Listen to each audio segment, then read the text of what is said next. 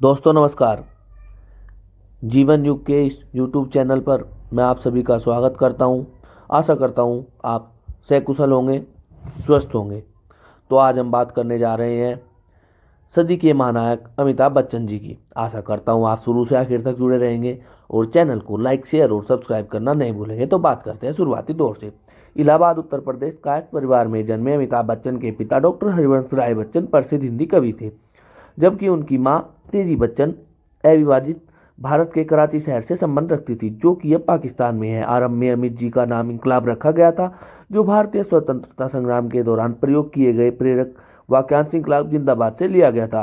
लेकिन बाद में प्रसिद्ध कवि सुमित्रानंदन पंत ने इनका नाम अमिताभ रखा। अमिताभ का अर्थ है शाश्वत प्रकाश। यद्यपि इनका उपनाम श्रीवास्तव था, वह कायस्थ जाति से संबंध रखते हैं, फिर भी इनके पिता ने इस उपनाम को अपने कृतियों को प्रकाशित करने वाले बच्चन नाम से उद्धृत किया।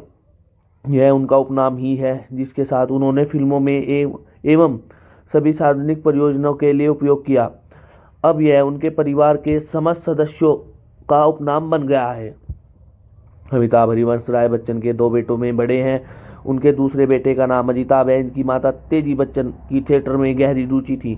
उन्होंने फिल्म में रोल की पेशकश भी की गई थी, किंतु उन्होंने गृहिणी बनना ही पसंद किया। अमिताभ के करियर के चुनाव में इनकी माता का भी कुछ योगदान था, जो कि वे हमेशा इस बात पर कभी जोर देती थी कि उन्हें सेंटर स्टेज पर अपना करियर बनाना चाहिए। और बच्चन ने 2 बार एमए की उपाधि ग्रहण की। मास्टर ऑफ आर्ट्स स्नातकोत्तर इन्होंने इलाहाबाद के ज्ञान प्रबोधिनी और बॉयज हाई स्कूल BHS तथा उसके बाद नैनीताल के शेरवुड कॉलेज में पढ़ाई की, जहां कला संकाय में प्रवेश दिलाया गया। अमिताभ ने बाद में अध्ययन करने के लिए दिल्ली विश्वविद्यालय के किरोड़ीमल कॉलेज चले गए, जहां उन्होंने विज्ञान स्नातक की उपाधि प्राप्त की। और अपनी आयु के 20 के दशक में बच्चन अभिनय में अपना करियर आजमाने के लिए कोलकाता की एक shipping firm bird and company में किराया ब्रोकर की नौकरी छोड़ दी। और अमिताभ ने फिल्मों में अपने करियर की शुरुआत ख्वाजा अहमद अब्बास के निर्देशन में बनी फिल्म 7 हिंदुस्तानी के 7 कलाकारों में से एक कलाकार के रूप में की।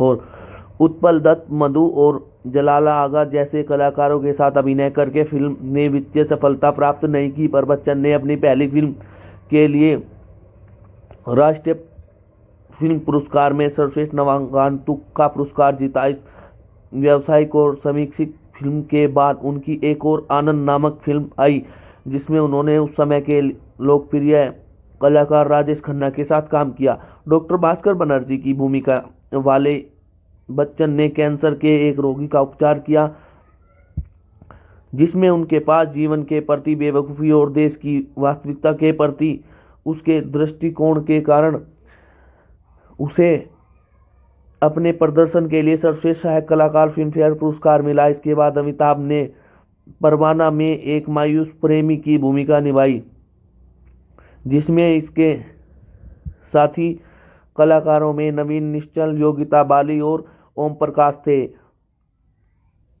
इन्हें खलनायक के रूप में फिल्माना अपने आप में बहुत कम देखने को मिलने जैसी भूमिका थी। इसके बाद उनकी कई फिल्में आई जो बॉक्स ऑफिस पर उतनी सफल नहीं हो पाई, जिनमें रेशमा शेरा भी शामिल थी। और उन दिनों इन्होंने गुड्डी फिल्म में मेहमान कलाकार की भूमिका निभाई थी। इनके साथ उनकी पत्नी जया भादुड़ी के साथ धर्मेंद्र भी थे। अपनी जबरदस्त आवाज़ के लिए जाने जाने वाले अमिताभ बच्चन ने अपने करियर के प्रारंभ में ही उन्हें बावर्ची फिल्म के कुछ भाग का वर्णन किया और रामनाथन द्वारा निर्देशित comedy film Bombay to Goa में भूमिका निभाई। इन्होंने अरुणा ईरानी, महमूद अनवर अली और नासिर हुसैन जैसे कलाकारों के साथ कार्य किया। अपने संघर्ष के दिनों में 7 वर्ष की लंबी अवधि तक अभिनेता, निर्देशक एवं हास्य भूमिका के बादशाह महमूद साहब के घर में रुके रहे। और 1973 में जब प्रकाश मेहरा ने इन्हें अपनी फिल्म जंजीर 1973 में इंस्पेक्टर विजय खन्ना की भूमिका के रूप में अवसर दिया, तो यहीं से इनके करियर में प्रगति का नया मोड़ आया। यह फिल्म इससे पूर्व के रोमांस भरे सार के प्रति कटाक्ष था, जिसने अमिताभ बच्चन को एक नई भूमिका एंग्री यंग मैन में देखा, जो बॉलीवुड के एक्शन हीरो बने थे। यही यही वह प्रतिष्ठा थी जिसे बाद में इन्हें अपनी फिल्मों में हासिल करते हुए उनका अनुसरण करना था। बॉक्स ऑफिस पर सफलता पाने वाले जबरदस्त अभिनेता के रूप में उनकी यह पहली फिल्म थी जिसने उन्हें सर्वश्रेष्ठ पुरुष कलाकार फिल्मफेयर पुरस्कार के लिए मनोनीत करवाया। 1973 ही वह साल था जब इन्होंने 3 जून को जया से विवाह किया।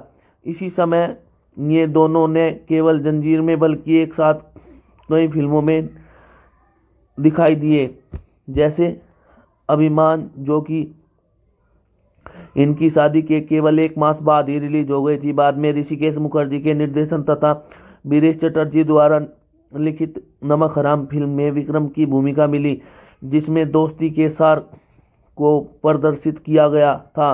राजेश खन्ना और रेखा के विपरीत इनकी सहायक भूमिका में इन्होंने बेहद सराहा गया था और इन्हें सर्वश्रेष्ठ सहायक कलाकार का फिल्मफेयर पुरस्कार भी मिला। और अपने कैरियर में पहली बार अमिताभ बच्चन को मिस्टर नटवरलाल नामक फिल्म के लिए अपनी सहयोगी कलाकार रेखा के साथ काम करते हुए गीत गाने के लिए अपनी आवाज़ का उपयोग करना पड़ा और फिल्म में उनके प्रदर्शन के लिए उन्हें सर्वश्रेष्ठ अभिनेता का पुरस्कार, पुरुष पार्श्व गायक का सर्वश्रेष्ठ फिल्म पुरस्कार मिला।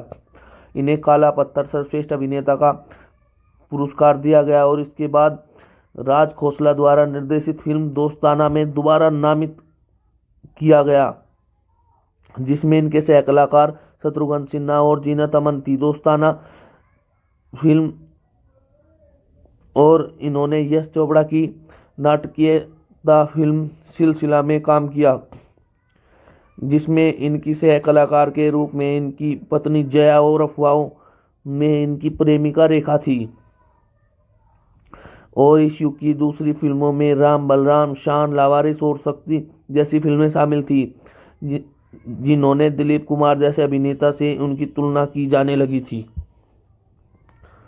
और कुली फिल्म में बच्चन ने अपने सह कलाकार पुनीत इस्सर के साथ एक फाइट की शूटिंग के दौरान अपनी आंतों को लगभग घायल कर लिया था। बच्चन ने इस फिल्म में स्टंट अपनी मर्जी से करने के लिए छूट ले ली थी, जिसके एक सीन में इन्हें मेज पर गिरना पड़ा और उसके बाद जमीन पर गिरना था। हालांकि जैसे ही ये मेज की ओर कूदे तब मेज का कोना इनके पेट से टकराया, जिससे इनके हाथों को चोट पहुंची और इनके शरीर में से काफ़ी खून निकला था। इन्हें जहाज से फौरन स्प्लेनेक्टोमी के उपचार हेतु अस्पताल ले जाया गया और वहाँ ये कई महीने तक अस्पताल में भर्ती रहे और कई बार मौत के मुंह से जाते जाते बचे। ये अफवाह भी फैल गई थी कि वे एक दुर्घटना में मर गए और संपूर्ण देश में इनका चाहने वालों की भीड़ भाड़ इनकी रक्षा के लिए दुआएं करने में जुट गई थी। इस दुर्घटना की खबर दूर दूर तक फैल गई थी और यूके के अखबारों की सुर्खियों में छपने लगी, जिसके बाद में कभी किसी ने सुना भी नहीं होगा। बहुत से भारतीयों ने मंदिरों में पूजा अर्चनाएं की और इन्हें बचाने के लिए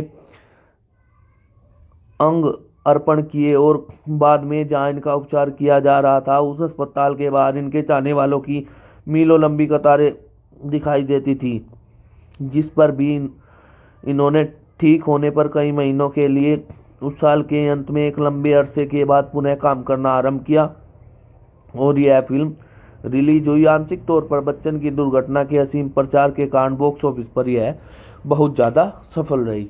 और दोस्तों, यही थी सदी के महानायक अमिताभ बच्चन की जीवनी। आशा करता हूँ आपको इनकी जीवनी पसंद आई होगी और आप शुरू से आखिर तक जुड़े रहे होंगे। और दोस्तों, हमारी इस वीडियो को आप अपने दोस्तों में भी साझा कर सकते हैं। फेसबुक और व्हाट्सएप के माध्यम से शेयर करें ज़्यादा से ज़्यादा और लाइक करें और हमारे चैनल को आप सब्सक्राइब करना न भूलें।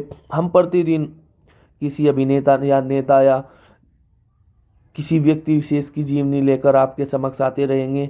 हमें आपके प्यार की आवश्यकता है, आपके सपोर्ट की आवश्यकता है।